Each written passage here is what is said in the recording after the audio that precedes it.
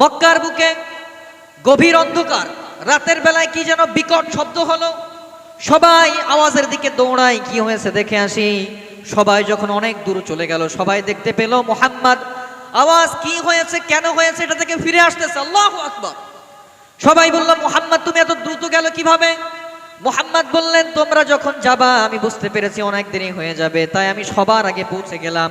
আমি দেখলাম ওইখানে কোনো সমস্যা নাই, চলো চলো ফিরে চলো, তোমাদের যাওয়ার দরকার নাই। বিশ্বনবী সবাইকে নিয়ে মক্কায় ফেরত আসলেন। আমার নবী এখন বলেন, সবল নাকি দুর্বল? দুর্বল নাকি সবল? আওয়াজ করে বলেন। সবল। আমাদের নেতারা এমন দুর্বল খুঁজে পাওয়া যায়। কাশ্মীরের পেহেলগামে হত্যার ঘটনা ঘটলো, আমাদের প্রধানমন্ত্রীর কোনো খবর নাই। দিল্লিতে বিস্ফোরণ হলো, আমাদের স্বরাষ্ট্রমন্ত্রীর কোনো খবর নাই। এই যদি হয় আমাদের নেতার অবস্থা, তাহলে ওরা কি নেতা না খেতা? কথা বলেন।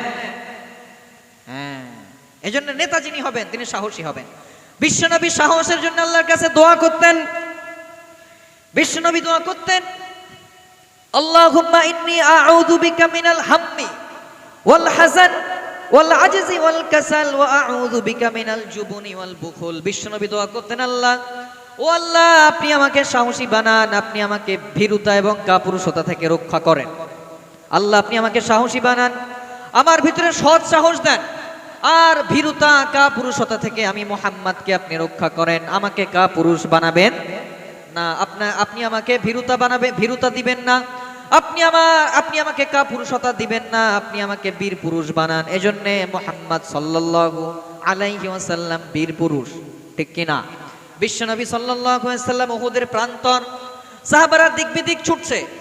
বিশ্বনবী সাল্লাল্লাহু আলাইহি ওয়াসাল্লাম দেখলেন, সাহাবীরা যদি এরকম দিক বিদিক ছুটতে থাকে আমাদের লস হবে, মুসলিমরা পরাজিত হবে। বিশ্বনবী সাল্লাল্লাহু আলাইহি ওয়াসাল্লাম কাফেরদের তীরকে উপেক্ষা করে সামনে গেলেন।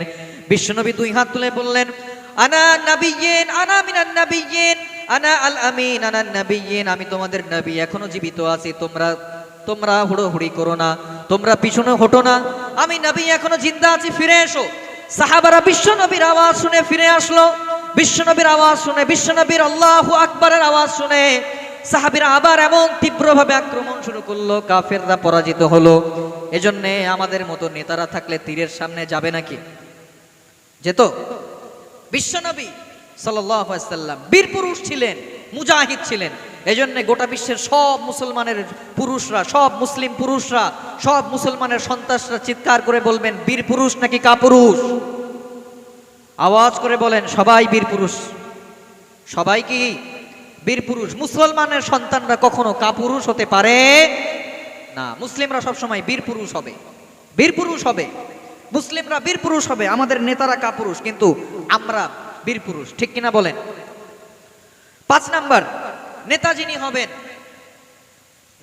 হবেন তিনি সব বাধা বিপত্তিকে ডিঙিয়ে সামনের দিকে এগিয়ে যাবেন।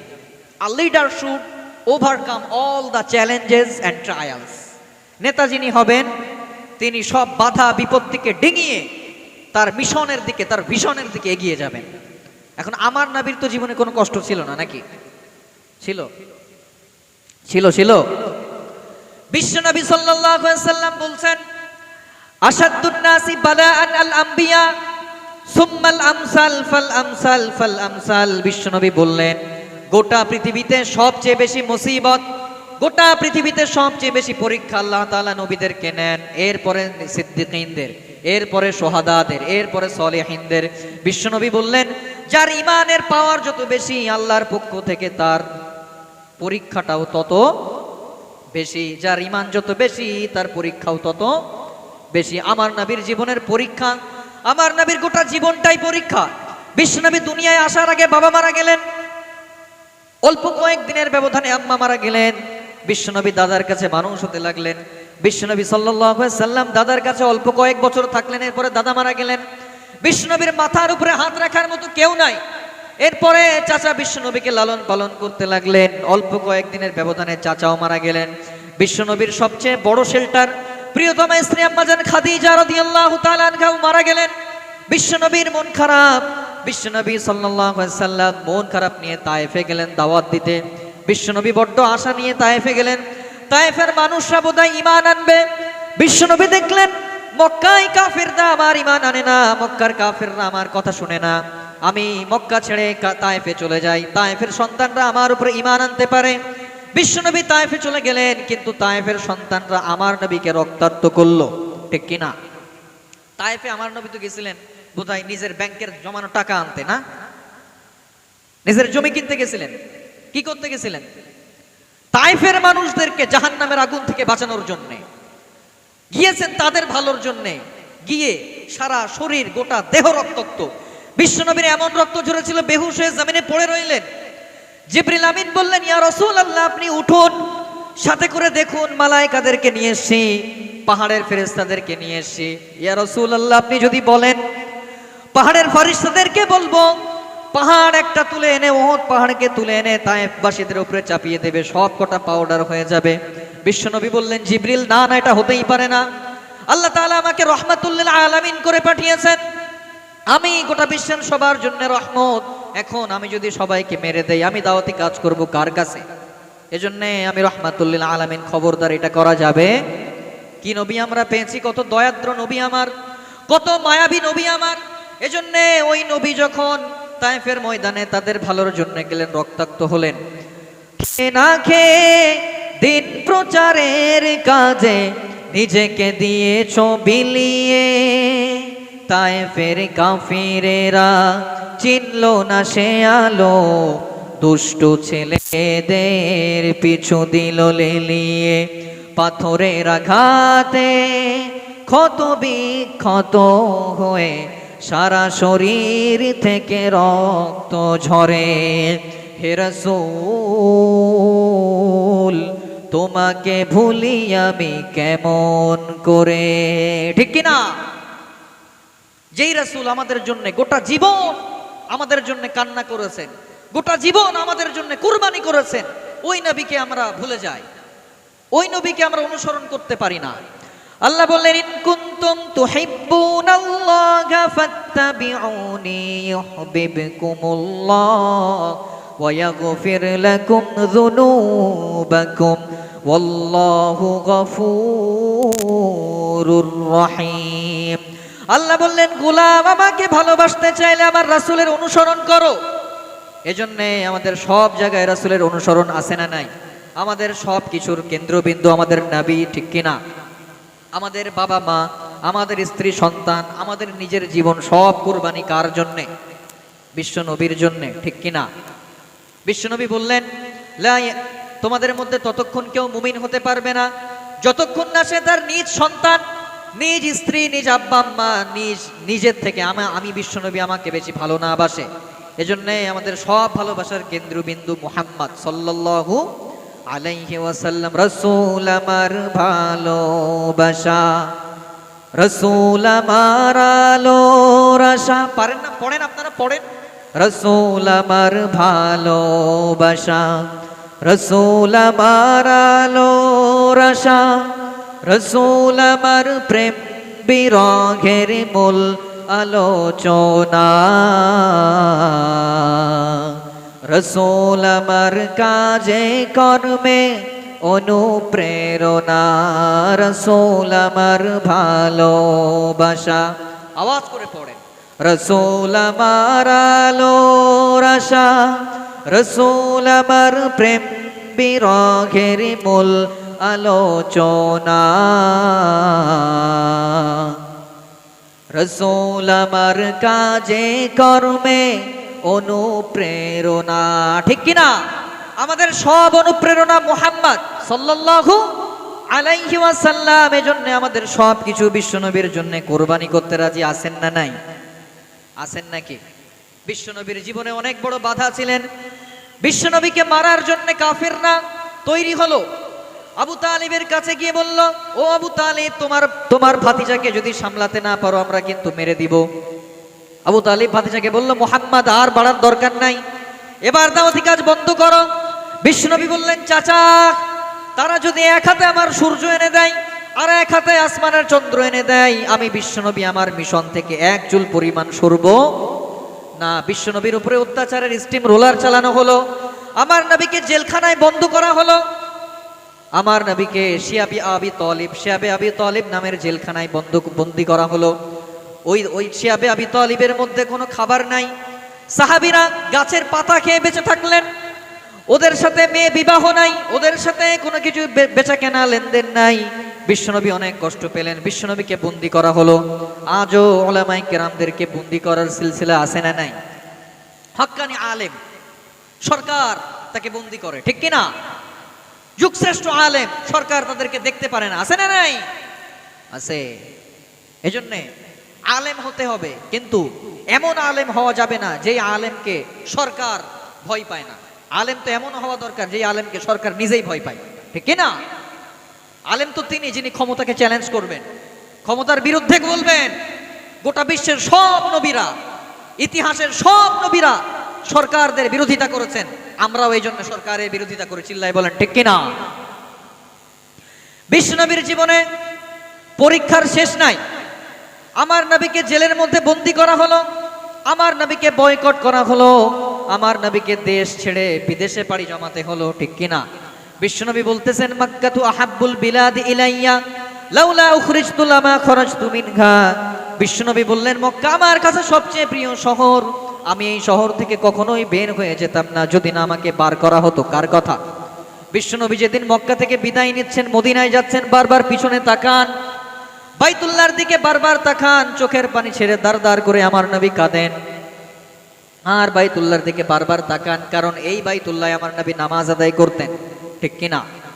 এই বাইতুল্লাহর দিকে আমরাও নামাজ আদায় করি, ঠিক কিনা? এজন্য আমাদের সঙ্গে আমাদের নবীর বন্ডিং কম না বেশি? বেশি। আমাদের সাথে আমাদের নবী সাল্লাল্লাহু আলাইহি সাল্লামের সম্পর্ক কম না বেশি? অনেক বেশি, ঠিক কিনা? এজন্য আমরা কিয়ামতের দিন বলতে পারবো, ইয়া রাসূলুল্লাহ, আপনি যেই কিবলার দিকে নামাজ পড়তেন আমরা ওই কিবলায় নামাজ পড়ি। ইয়া রাসূলুল্লাহ, আপনার সুন্নাহ অনুযায়ী জীবন পালন করি, আমাদেরকে সুপারিশ করেন, আমাদের হাউজে কাউসারের পানি পান করান। কিন্তু আমার যেই যুবক ভাইটা মেসিকে ফলো করে, রোনালদোকে ফলো করে, বিরাট কোহলিকে ফলো করে, শাহরুখ খানকে ফলো করে, সে কি বলবে? আছে না নাই? আছে না? আমাদের ছেলেরা মেসিকে ফলো করে, রোনালদোকে ফলো করে, আবার বাইকের পিছনে লিখে রাখে, গাড়ির পিছনে লিখে রাখে CR7। আছে না নাই? তারা কি বলবে? প্রিয় ভাই, নবী সাল্লাল্লাহু আলাইহি সাল্লাম বলেছেন, দুনিয়ার বুকে তুমি যাকে ভালোবাসবে আল্লাহ তাআলা তোমাকে তার সাথে হাসর নাসর করাবেন। এজন্য খবরদার, তুমি কাকে ভালোবাসো বুঝে শুনে ভালোবাসো। মেসির সাথে যদি আপনার হাসর হয়, মেসিও যাবে জাহান্নামে, আপনিও যাবেন জাহান্নামে। কিন্তু আপনি যদি ওমরে ফারুককে ভালোবাসেন, আপনি যদি খাব্বাবকে ভালোবাসেন, তাহলে খাব্বাব যাবে জান্নাতে, ওমরে ফারুক যাবে জান্নাতে, আপনিও যাবেন কোথায়? জান্নাতে। আসলে দোষটা আমাদের, আমি মনে করি ওলামা সমাজের দোষ। আমাদের সন্তানরা জানে না, আমাদের ছেলেরা আসলে পড়ে না। আমাদের যে বাঘের বাচ্চা বীর পুরুষরা ছিলেন, তাদের কথা আমাদের সন্তানরা জানে না। আমাদের ওমরে ফারুক ছিলেন, সালাউদ্দিন আইয়ুবী ছিলেন, মোহাম্মদ গৌরী ছিলেন, এটা তারা জানে না। জানে না বলে তারা বিরাট কোহলিকে নকল করে, তারা মেসিকে ফলো করে। আসছে না মেসি? আসছে না কলকাতায়? এখনো বোধহয় আছে, ঠিক না? চলে গেছে? চলে গেছে? আচ্ছা, তো দেখেন, এজন্য আমরা অনুসরণ করব কার? প্রিয় যুবক ভাইদেরকে বলবো, প্রিয় ভাইরা, আপনারা মোবাইল না চালিয়ে একটু বই পড়বেন আল্লাহর ওয়াস্তে, একটু ইসলাম সম্পর্কে জানা বোঝা করেন, আমাদের অতীত আমাদের ঐতিহ্য নিয়ে একটু জানা বোঝা করেন। আর নইলে সামনের দিন, অদূর ভবিষ্যৎ আমাদের খুবই খারাপ। এজন্য পড়াশোনা করবেন। আমাদের সুন্দর সোনালী সমাজ ছিল, সোনালী অতীত ছিল, আমরা হারিয়েছি, ঠিক কিনা? আমাদের ছিল এক সোনালী অতীত, নাড়িয়ে দিতাম সব জালিমের ভিত, আইন ছিল শুধু ইনসাফেরই, জুলুম রুখে দিতে হতো না দেরি। ঠিক না? সোনালী সমাজ ছিল, জালিমদেরকে আমরা রুখে দিতাম। নাহনু মাআল মাজলুমিন জিদ্দা জালিম, আমরা সর্বসময় মাজলুমদের পক্ষে, জালিমদের বিরুদ্ধে, ঠিক কিনা? আমাদের ছিল এক সোনালী অতীত, নাড়িয়ে দিতাম সব জালিমের ভিত, আইন ছিল শুধু ইনসাফেরই, জুলুম রুখে দিতে হতো না দেরি, আমাদের সে অতীত হারিয়ে গেছে, মজলুম আজ তাই কেঁদে মরে। হারিয়েছি যা তাকে পাবো ফিরে, তুমি না জাগলে তাকে ফেরাবে। ইয়া শাবাব ইস্তাইকিজ, ইয়া শাবাব ইস্তাইকিজ, হে যুবক জেগে ওঠো, হে যুবক জেগে ওঠো। আমাদের ছিল এক সোনালী অতীত, নাড়িয়ে দিতাম সব জালিমের ভিত। আওয়াজ করে বলেন ঠিক কিনা? আওয়াজ নাই। তুমি আজ মজে আছো ভোগ বিলাসে, ওদিকে তোমার বন কাঁপে ত্রাসে। যাকে কবু দেখেনি সূর্যালোকে, সে বনাজ লাঞ্ছিত বারে বারে। তুমি আজ মজে আছো ভোগ বিলাসে, ওদিকে তোমার বন কাঁপে ত্রাসে। যাকে কবু দেখেনি সূর্যালোকে, সে বনাজ লাঞ্ছিত বারে বারে। ভারত ফিলিস্তিনে আরাকানুই ঘুরে ডাকছে তোমারই বোন, তাদেরই ডাকে তুমি সাড়া দিবে, বলো কবে নেবে এই পণ। ভাই হয়ে যদি না দাঁড়াও পাশে, আর কিভাবে বলো বিজয় আসে। ইয়া শাবাব ইস্তাইকিজ, ইয়া শাবাব ইস্তাইকিজ, হে যুবক জেগে ওঠো, হে যুবক জেগে ওঠো। আল্লাহুম্মা সাল্লি আলা। ভাই আপনারা একটু সামনে আসেন তো, পিছনের ভাইরা বসতে পাচ্ছেন, একটু সামনে আসুন, সরে সরে আসুন একটু।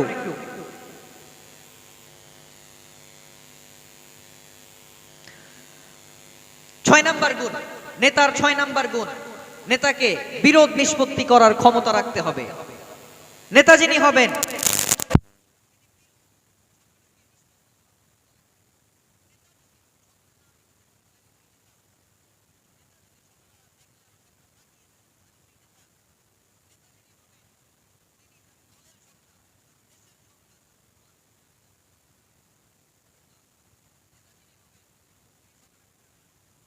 বিশ্বনবী আছেন দেখি কত বড় গুড মিডিয়েটর, কনফ্লিক্ট রেজলভিং অ্যাবিলিটি আমার নবীর কতটুকু ছিল দেখেন।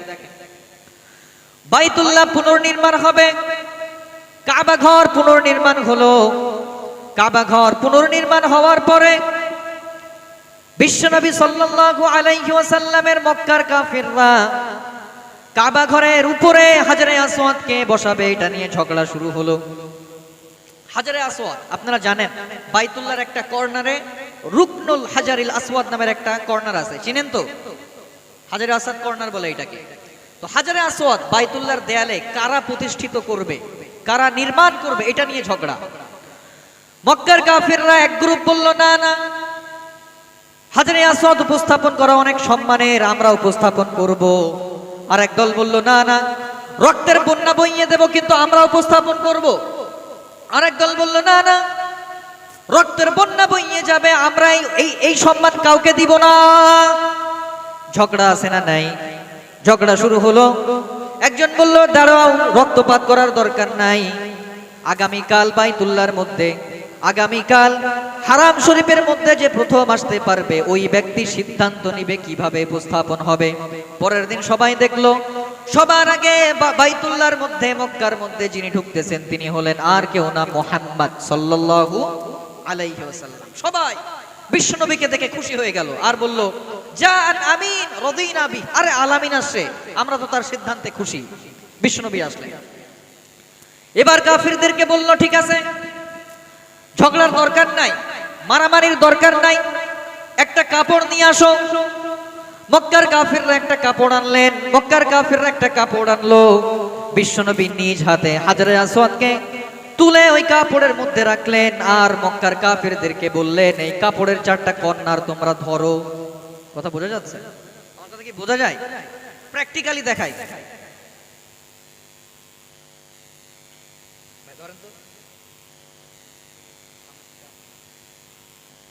দেখতেছেন 4টে কর্নার, 4 জন। হাজরে আসওয়াদ মনে করেন আমার মোবাইলটা।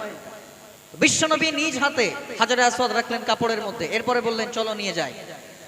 এরপরে কাফেররা নিয়ে গেল হাজারে আসওয়াদকে বাইতুল্লাহর পাশে। নিয়ে যাওয়ার পরে বিশ্বনবী নিজ হাতে হাজারে আসওয়াদকে নিলেন এবং কাবা ঘরের গায়ে প্রতিষ্ঠিত করলেন। এখন বলেন সব সম্মান গেছে কোন দিকে? আওয়াজ করে বলেন, সব সম্মান কার দিকে? বিশ্বনবীর দিকে। কাফেররা তো কাপড় ধরতে পেরেই খুশি। পড়েন সুবহানাল্লাহ। এটাই আমার নবী। আবার আমার নবী কখনো কখনো পারিবারিক কলহ, পারিবারিক বিচ্ছেদ মিটাতেন। পারিবারিক অশান্তি আমাদের মাঝে আছে না নাই? আছে। পরিবার মানে অশান্তি আছে, ঠিক কিনা? প্রিয় ভাই, আপনাদের কাছে অনুরোধ করছি, আমি বুঝি শীতকাল তো জায়গা গরম হয়েছে, আপনারা একটু এগিয়ে আসুন, আমাদের পিছনের ভাইদেরকে বসার সুযোগ দিন। ভাই এগিয়ে আসুন, আল্লাহর ওয়াস্তে এগিয়ে আসুন, আসুন আসুন। আল্লাহুম্মা সাল্লি আলা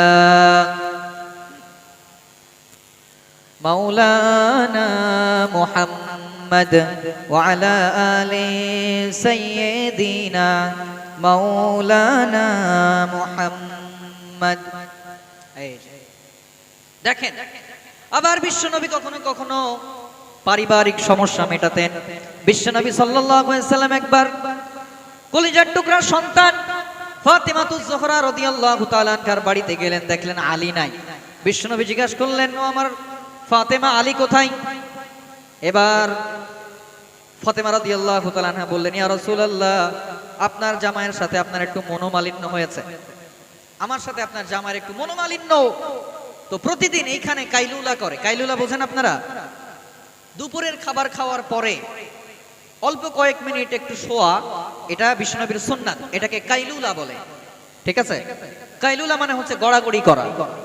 তো বিশ্বনবী সাল্লাল্লাহু আলাইহি সাল্লাম এটা করতেন, এজন্য এটা সুন্নাত, এটা করবেন, শরীরের জন্য খুবই ভালো। ফাতেমা রাদিয়াল্লাহু তাআলা আনহা বললেন, ইয়া রাসূলুল্লাহ, আপনার জামাই প্রতিদিন দুপুরে বাড়ি কাইলুলা করে, আজকে আপনার জামাইয়ের সাথে আমার মনোমালিন্য হয়েছে, আপনার জামাই কোথায় যেন চলে গেছে। বিশ্বনবীর চেহারা লাল হয়ে গেলেন, বিশ্বনবী রেগে গেলেন, বললেন, ফাতেমা, আমি তোমার আব্বা হতে পারি, বিশ্বনবী আমি তোমার বাবা হতে পারি, কিন্তু তোমার স্বামী আলী যদি তোমার উপরে নাখুশ থাকে, কিয়ামতের দিন তোমার জন্য জান্নাতের দরজা খুলবে না। এজন্য আমাদের মা বোনদের জন্য আমি বলবো, আমার প্রিয় মা বোনেরা, আপনাদের জন্য বিশ্বনবী চারটা কথা বলেছেন। বিশ্বনবী বলেছেন, ইদা সাল্লাত খামসাহা, আল মারআতু ইদা সাল্লাত খামসাহা সামাত শাহরাহা আতাআত বা'লাহা হাফিজাত ফুরুজাহা ফালতাদখুল মিন আইয়ি আবওয়াবিল জান্নাতি শাআত। বিশ্বনবী বললেন, মায়েরা যদি চারটি কাজ করতে পারে, বিশ্বনবী বললেন, কোন মা যদি 5 ওয়াক্ত নামাজ আদায় করে, রমাদানের রোজা রাখে, স্বামীর আনুগত্য করে, আর নিজের প্রাইভেটকে হেফাজত করে, মানে পর্দা করে, তাহলে আমি বিশ্বনবী বললাম, কিয়ামতের দিন জান্নাতের 8টা দরজার যে কোনো দরজার ইচ্ছা সে ঢুকতে পারবে। কে বলেছেন? কে বলেছেন? বিশ্বনবী বললেন। কিন্তু আজকালকার নারীদের, আমি নারীদেরকে অনেক সম্মান করি, আমি নারীদেরকে অনেক সম্মান করি, আমার প্রিয় মায়েদেরকে আজকে দেখলে দেখা যায় তারা এসে ফেসবুকে কি করে, ওই যে কি বলে, টিকটক করে, আর কি যেন বলে, হ্যাঁ ঠিক আছে, ফেসবুকে এসে হ্যালো গাইস করে, কি বলে এটারে জানো, ভুলে গেছি আমি, হ্যাঁ একজন বলেন না, কি বলে, রিলস বানায়, হ্যাঁ এটা রিলস বানায় কারা? মুসলিম ঘরের নারীরা। আহা কি কষ্ট। মনে রাখবেন, ইসলামে যেই নারী যত বেশি সম্মানিতা, ইসলামে যেই নারীর সম্মান যত উঁচুতে, ইসলামে যেই নারী যত ডিগনিফাইড ফ্যামিলির, সেই নারী তত বেশি নিজেকে পর্দা রক্ষা করেন। আপনারা কি জানেন, যারা ইসলামের নিয়ম, যারা দাসী, যারা বাদী, তাদের জন্য পর্দা করা ফরজ না। কেন ফরজ না? কারণ তারা কি? দাসী, তাদের কোনো সম্মান নাই, এজন্য ফরজ না। কিন্তু আল্লাহ ফরজ করেছেন পর্দা কাদের জন্য? স্বাধীন নারীদের জন্য, সম্মানিত নারীদের জন্য। এজন্য প্রিয় মা এবং বোনেরা, আপনাদের জন্য আমার কথা, আপনি যদি নিজেকে সম্মানিতা মনে করেন, নিজেকে বড্ড মূল্যবান মনে করেন, নিজেকে বড্ড দামি মনে করেন, তাহলে আপনার উচিত আজকের পর থেকে আপনাকে যেন বোরকা ছাড়া বের হতে না দেখা যায়। খবরদার, স্বামীর আনুগত্য করবেন, নামাজ পড়বেন, রমাদানে সিয়াম পালন করবেন, আর নিজের লজ্জাস্থানের হেফাজত করবেন। বিশ্বনবী বলেছেন জান্নাতের 8টা দরজার যে কোনো দরজা দিয়ে মন চায় সেই দরজা দিয়ে জান্নাতে প্রবেশ করতে পারবে। সুবহানাল্লাহ, সুবহানাল্লাহ। তাহলে বিশ্বনবী দেখেন, বিশ্বনবী রেগে গেলেন।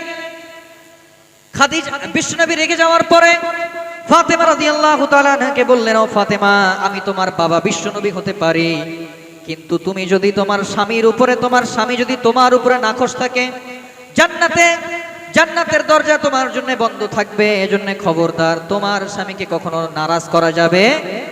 এবার বিশ্বনবী আলী রাদিয়াল্লাহু আনহুকে খুঁজতে খুঁজতে মসজিদে নববীতে গেলেন। গিয়ে দেখেন বিশ্বনবীর কলিজার টুকরা সাহাবী সাইয়েদনা আলী রাদিয়াল্লাহু তাআলা আনহু বালির মধ্যে শুয়ে আছেন। মসজিদে নববী তখন কাঁচা ছিল, বালুর মধ্যে সাইয়েদনা আলী শুয়ে আছেন, গায়ে জামা নাই, খালি গায়ে শুয়ে আছেন। এবার বিশ্বনবী সাল্লাল্লাহু আলাইহি ওয়াসাল্লাম ডাক দিলেন মজা করে, ইয়া আবা তুরাব, ইয়া আবা তুরাব, ওহে বাবা, ওহে বালুর বাবা আলী, ওহে বালির বাবা আলী, ওঠো ওঠো, চলো বাড়ি চলো। নিয়ে আসলেন, নিয়ে এসে মেয়েকে মাঝখানে, একদিকে বিশ্বনবী একদিকে বিশ্বনবীর জামাই, দুইজনা বসে আবার দুইজনের সম্পর্কে মিটমাট করে দিলেন। পড়েন সুবহানাল্লাহ। আমাদের শ্বশুরের মতো না। আমাদের শ্বশুর হলে, কেন আমার মেয়ের সাথে তুমি চিল্লা চিল্লি করেছো, আছে না নাই? বিশ্বনবী শ্বশুর হিসাবে, বাবা হিসাবে, পিতা হিসাবে, সমাজ সংস্কারক হিসাবে, নেতা হিসাবে, one of the Superman of the world, গোটা পৃথিবীর সব থেকে সেরা মানুষ। চিল্লায় বলেন ঠিক কিনা? তার প্রমাণ তো আপনারা পেয়েছেন, পাননি? এরপরে 8 নাম্বার গুণ যেটা বলবো সেটা হচ্ছে, নেতা যিনি হবেন তিনি দূরদর্শী হবেন। কি হবেন? দূরদর্শী। নেতা, কর্মী যদি দেখে 500 মিটার, নেতা দেখবে 1000 মিটার। বিশ্বনবী সাল্লাল্লাহু আলাইহি ওয়াসাল্লাম বললেন, ইন্নাল্লাহা যাওয়ালি আল আরদ ফারাআইতু মাশারিকাহা ওয়া মাগারিবাহা। বিশ্বনবী বললেন, গোটা পৃথিবীটাকে আল্লাহ আমাকে ছোট ফুটবলের মতো বানিয়ে দেখালেন। আমি বিশ্বনবী গোটা বিশ্বের প্রাচ্য থেকে পার্শ্বত্য দেখে নিয়েছি। আমি বলে যাচ্ছি, আমি বিশ্বনবী বললাম, আমার আল্লাহ আমাকে যত দূর দেখিয়েছে, অর্থাৎ গোটা বিশ্বের সব জায়গা ইসলামের এই শাশ্বত বাণী পৌঁছে দেওয়ার দায়িত্ব কার? 1400 বছর হয়ে গেছে, এখন দেখেন ইসলাম গোটা বিশ্বের সব জায়গায় আছে না নাই? আছে। শুধু তাই না, খোদ ইউরোপে, আমেরিকাতে দিনকে দিন মুসলিমদের সংখ্যা বাড়তেছে না কমতেছে? বাড়তেছে। মুসলিমদের টেরোরিস্ট বলে আখ্যা দেওয়া হয়, মুসলিমদেরকে নির্যাতন করা হয়, এরপরে মুসলিমদের সংখ্যা বাড়তেছে। কারণ এটা কার ধর্ম? আল্লাহর ধর্ম। এজন্য এই ধর্মকে দাবিয়ে রাখা যাবে না, মুসলিমদেরকে আটকে রাখা যাবে না। আল্লাহ কথাই বললেন, আল্লাহ বললেন, ইউরিদুনা লিইউতফিউ নূরাল্লাহি বিআফওয়াহিহিম ওয়াল্লাহু মুতিম্মু নূরিহি ওয়ালাউ কারিহাল মুশরিকুন। আল্লাহ বললেন, কাফিররা চায় তাদের মুখের ফুৎকারে ইসলামের আলোকে নিভিয়ে দিবে, কিন্তু আমি আল্লাহ, আমার দায়িত্ব আমার ইসলামকে জীবিত রাখবো, আমার দায়িত্বে আমি মুসলিমদের হেফাজত করব। তবে শর্ত হচ্ছে মুসলমান হওয়া লাগবে। আমি ইসলামকে হেফাজত করব, মুসলমানদের হেফাজত করব। ওয়ালাউ কারিহাল মুশরিকুন, আমি জানি মুশরিকরা এটা অপছন্দ করবে, তাও আমি করব, কারণ এই দায়িত্বটা আমার। কে বলেছেন? কার কথা? কার কথা? আল্লাহ বলেছেন, আমি মুসলিমদের এবং ইসলামকে হেফাজত করব। এজন্য নেতাকে দূরদর্শী হওয়ার দরকার আছে না নাই? নেতাকে দূরদর্শী হওয়া লাগবে। নেতাকে অনেক দূর পর্যন্ত ভাবতে হয়। দেখেন, আপনারা শুনেছেন না হুদাইবিয়ার সন্ধির কথা? শুনেছেন হুদাইবিয়ার সন্ধি?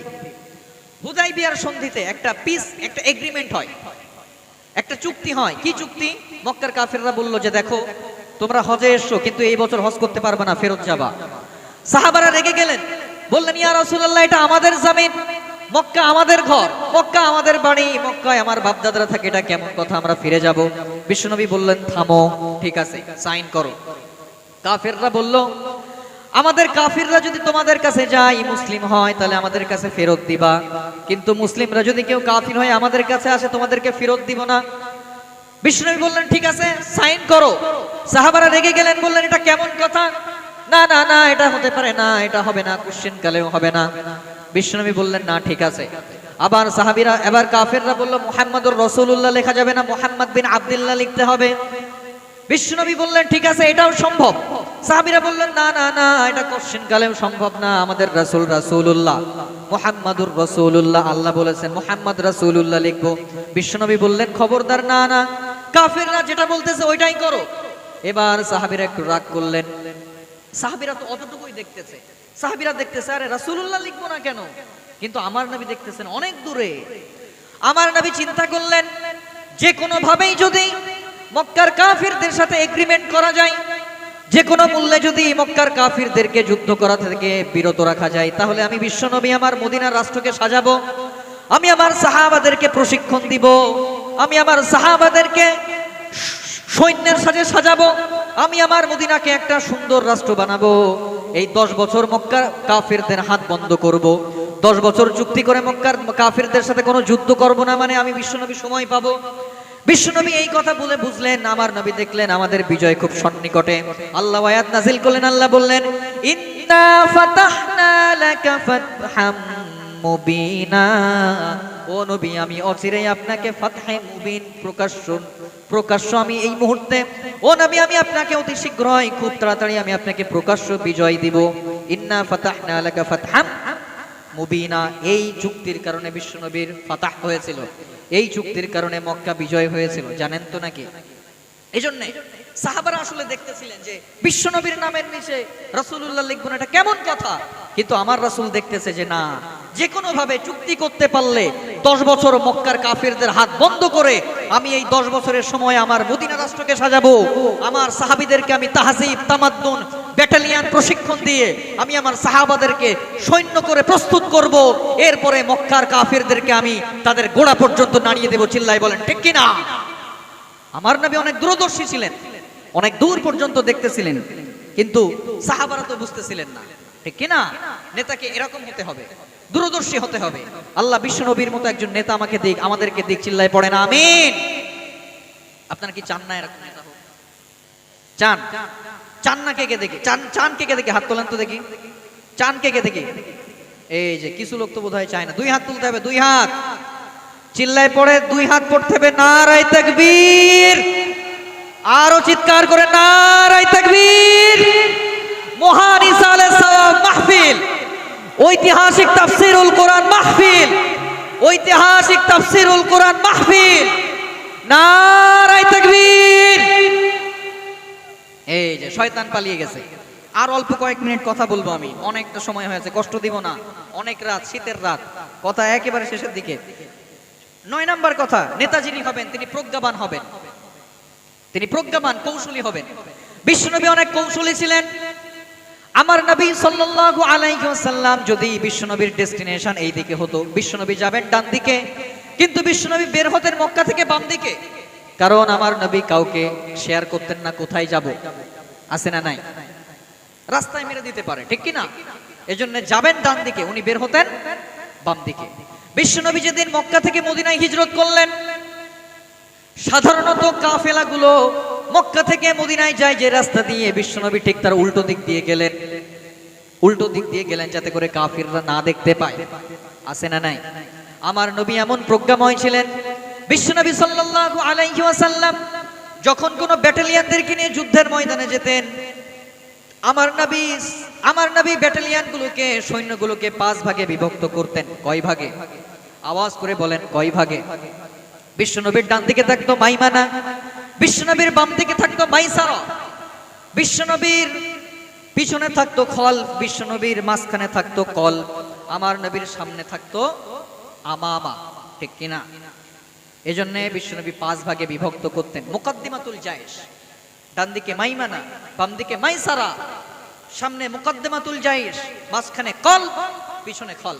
কারণ আমার নবী চাইতেন না অতর্কিত কোনো হামলার কারণে আমার সাহাবীরা যেন কোনো ক্ষতিগ্রস্ত হয়, এজন্য 5 ভাগে বিভক্ত করতেন আমার নবী মুহাম্মদ সাল্লাল্লাহু আলাইহি ওয়াসাল্লাম। বিশ্বনবী অনেক প্রজ্ঞাবান ছিলেন।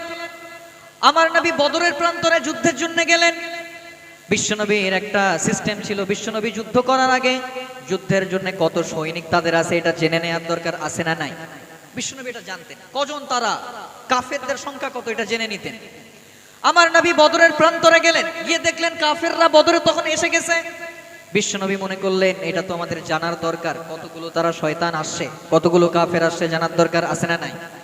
বিশ্বনবী দুইজনকে রাখালকে জিজ্ঞাসা করলেন, রাখালরা জানো নাকি কয়জন আসছে ওরা? রাখালরা বলল, না না আমরা তো জানি না তারা কজন আসছে।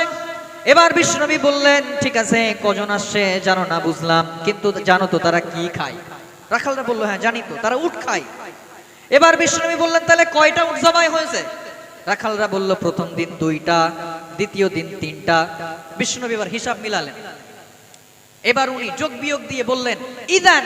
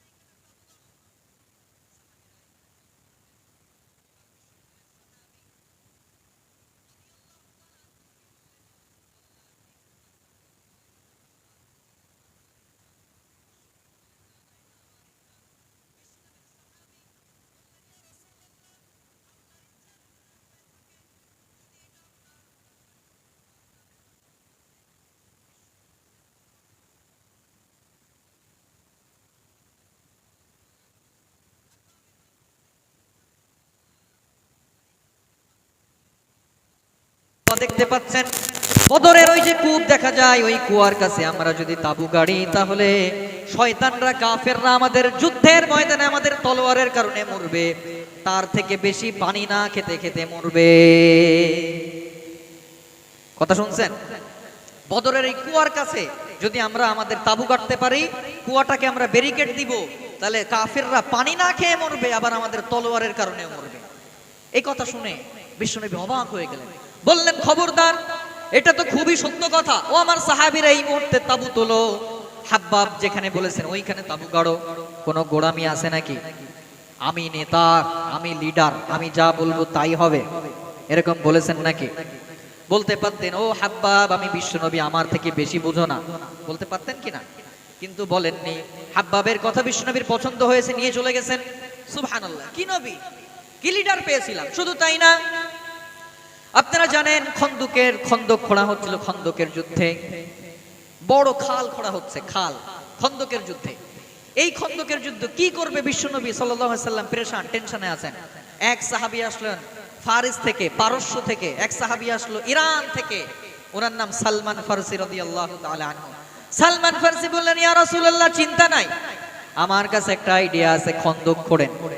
খন্দক মানে কি? খন্দক মানে হচ্ছে ড্রেন, বড় নালা, হ্যাঁ, বড় কি খাল, খাল খোঁড়েন।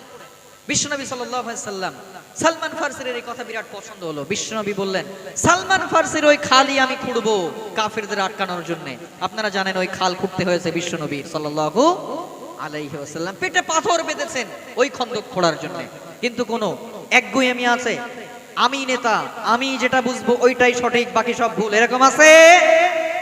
নেতা হতে হলে কর্মীর সাথে গুড অ্যাটাচমেন্ট, ভালো সম্পর্ক লাগবে। একেবারে শেষ কথা, একেবারে শেষ কথা, একেবারে শেষ পয়েন্ট।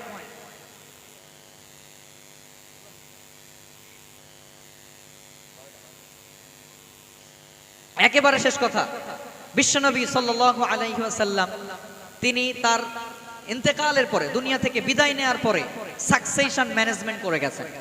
নেতা তো তিনি, যোগ্য নেতা তো তিনি, যিনি মারা যাওয়ার পরে তার পরবর্তীতে তার অনুপস্থিতিতে ভালো যোগ্য নেতা বানিয়ে যেতে পারেন, তিনিই নেতা, তিনিই নেতা। বিশ্বনবী সেটা করেছেন। বিশ্বনবী ইন্তেকালের পরে গোটা 30 বছর নেতাদের জন্য আমাদের চিন্তা করার দরকার বিশ্বনবী ইন্তেকাল করলেন, বিশ্বনবী দুনিয়া থেকে বিদায় নিলেন। সাইয়েদনা আবু বকর রাদিয়াল্লাহু তাআলা আনহু নেতা হয়ে গেলেন।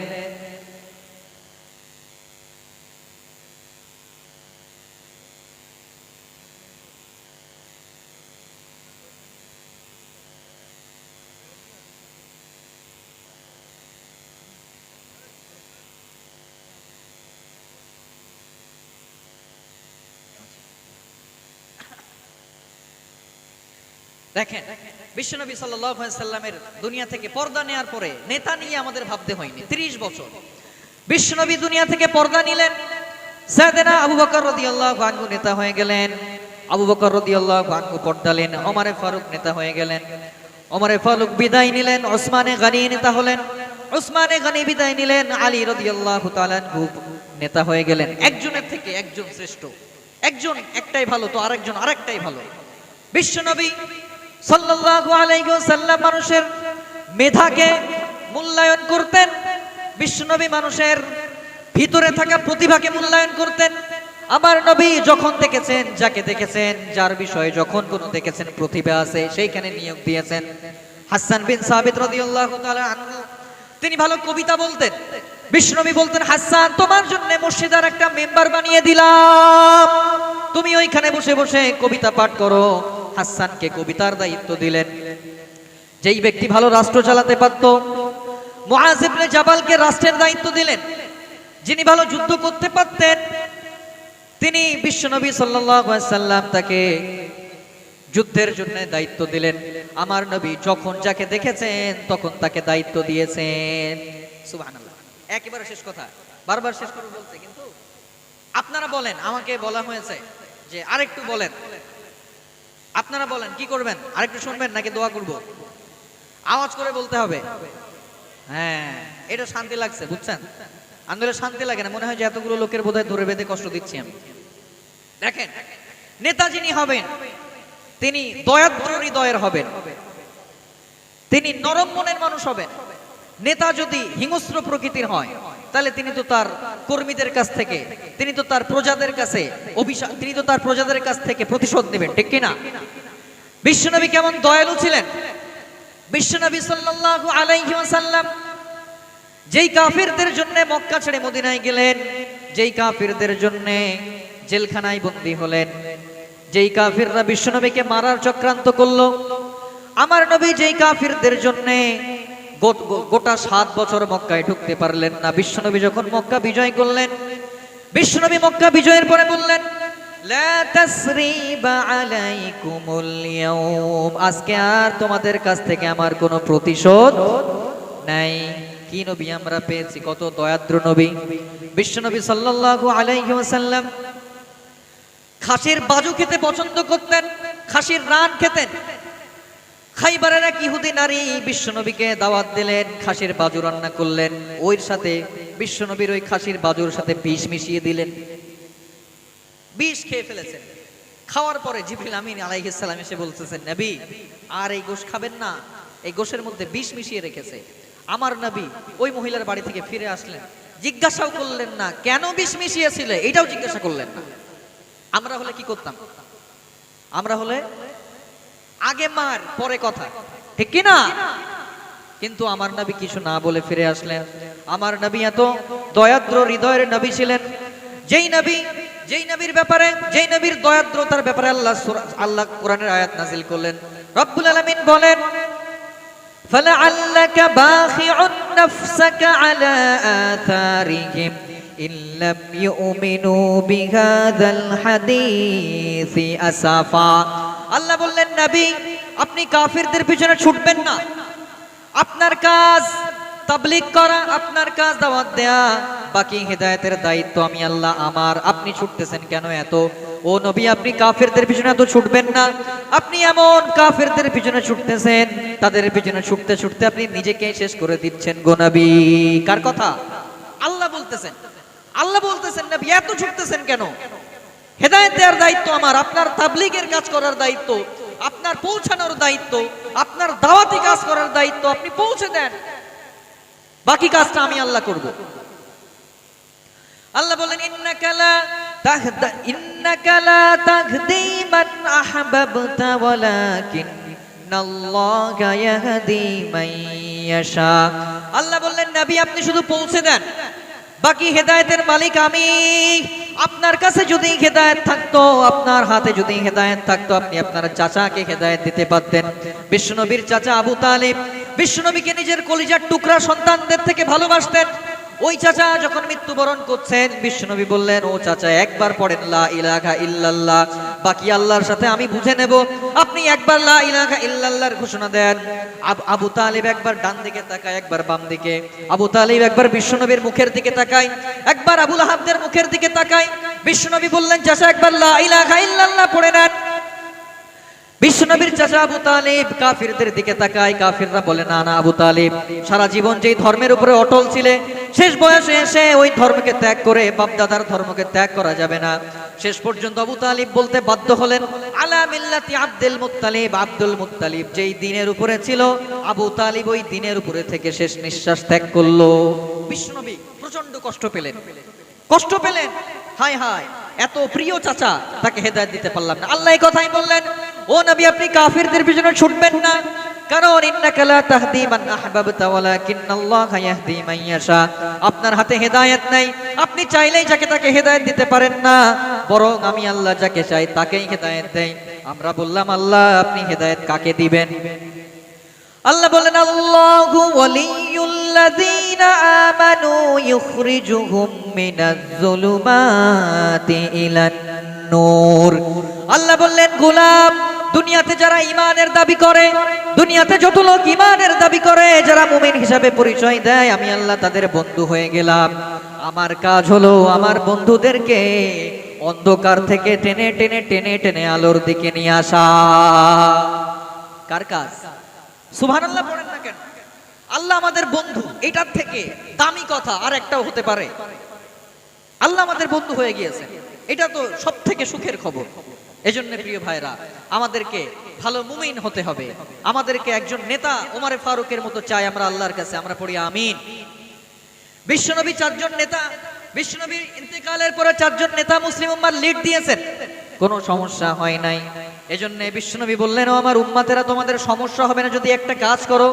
আমরা বললাম নবী কি কাজ? বিশ্বনবী বললেন তারাকতু ফীকুম আমরাইন লান তাদিল্লু মা তামাসসাকতুম বিহিমা। ও আমার উম্মতেরা আমি তোমাদের মাঝখানে দুইটা জিনিস ছেড়ে গেলাম, দুইটা জিনিস যদি আঁকড়ে ধরো কখনো পথভ্রষ্ট হবে না। দুইটা জিনিস যদি আঁকড়ে ধরো কোনো শত্রু তোমাদের দিকে চোখ রাঙাতে পারবে না। আমরা বললাম আল্লাহ দুইটা জিনিস কি? আল্লাহর রাসূল আল্লাহ বললেন, আল্লাহর নবী বললেন কিতাব আল্লাহ, একটা হলো আল্লাহর কিতাব, ও সুন্নাত রাসূলিহি, আর একটা হচ্ছে বিশ্বনবীর সুন্নাত। এখন আমাদের মাঝে দুইটার একটাও নাই, এজন্য কাফিররা আমাদেরকে ইচ্ছা মতন পিটায়, ঠিক কিনা? দুইটার যে কোনো একটা থাকলে অথবা দুইটা থাকলে আমরা বাঁচতে পারতাম কি পারতাম না? একটাও নাই।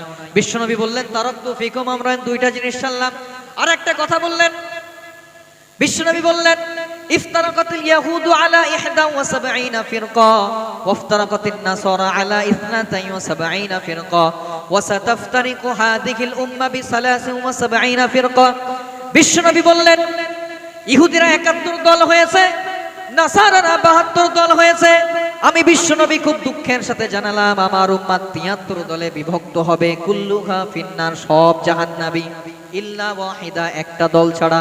সাহাবারা বিশ্বনবীকে ধরলেন ইয়া রাসূলুল্লাহ কোন দল জান্নাতি আমাদেরকে বলে যান। বিশ্বনবী বললেন মা আনা আলাইহি ওয়া আসহাবী, আমি আমার সাহাবীরা যেই মতের উপর যেই পথের উপর প্রতিষ্ঠিত আছি, আমি আমার সাহাবীরা যেই মতকে অনুসরণ করি, আমার উম্মতের মধ্যে যেই দল আমি আমার দল, আমার উম্মতের মধ্যে যেই দল আমার মত আমার সাহাবীদের মত অনুসরণ করবে তারাই একমাত্র জান্নাতি দল বলে আমি সাব্যস্ত করলাম। একটাই দল, আল্লাহর দল এবং সাহাবাদের দল। বিশ্বনবী বললেন আলাইকুম বিসুন্নতি ওয়া সুন্নাতিল খুলাফায়ে রাশিদিন আল মাহদিয়্যিন আদু আলাইকা বিন নওয়াজিজ। ও আমার সাহাবীরা, ও আমার উম্মতেরা, আমি তোমাদের মাঝখানে বললাম আলাইকুম বিসুন্নতি ওয়া সুন্নাতিল খুলাফায়ে রাশিদিন আল মাহদিয়্যিন, তোমরা আমার সুন্নাত অনুসরণ করবা, আমার সাহাবীদের সুন্নাত অনুসরণ করবা। পারলে আমার সাহাবীদের সুন্নাত, আমার সাহাবীদের সুন্নাতগুলো মাড়ির দাঁত দিয়ে আঁকড়ে ধরবা। কোথা দিয়ে? মাড়ির দাঁত দিয়ে ধরলে শক্ত হয় না নরম হয়? আওয়াজ করেন। শক্ত হয়।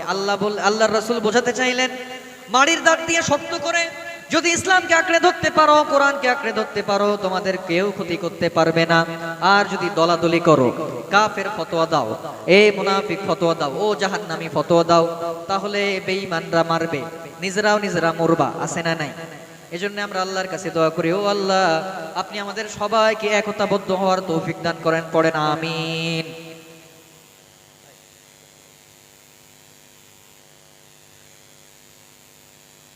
দেখেন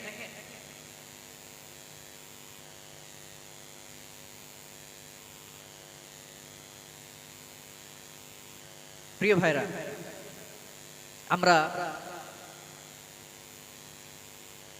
আমি সব জায়গায় যেটা বলি, আমি আমার কথা শুরু করা থেকে এখন পর্যন্ত একটা কথাও আমি আমার নিজ থেকে বানিয়ে বলি নাই। শুরু থেকে নিয়ে এখন পর্যন্ত যে কটা কথা বলেছি, হয় কোরআনের দলিল অথবা হাদিসের দলিল দিয়েছি। এরপরেও আমার মুখ ফসকে যদি আমার মুখ থেকে কোনো মিস ইনফরমেশন বেরিয়ে যায়, আমি সর্বপ্রথম আল্লাহর কাছে দোয়া করি, আল্লাহ তাআলা আপনাদের স্মৃতি পট থেকে সেগুলোকে মুছে দেন। এরপরে যতগুলো কথা বললাম, যতগুলো কথা শুনলাম, আল্লাহ তাআলা সবার আগে আমাকে আমল করার তৌফিক দান করেন, এরপরে আপনাদের সবাইকে আমল করার তৌফিক দান করেন, পড়েন আল্লাহুম্মা আমিন। এখন আপনাদের সামনে আমাদের মাদ্রাসা নিয়ে আমাদের এক ভাই গজল লিখেছেন। এই গজলটা আপনারা ওই যে অল্প কয়েক মিনিট, 2-4 মিনিটের মধ্যে শুনে এরপরে আমরা দোয়ার দিকে এগিয়ে যাবো ইনশাআল্লাহ বিইজনিল্লাহ।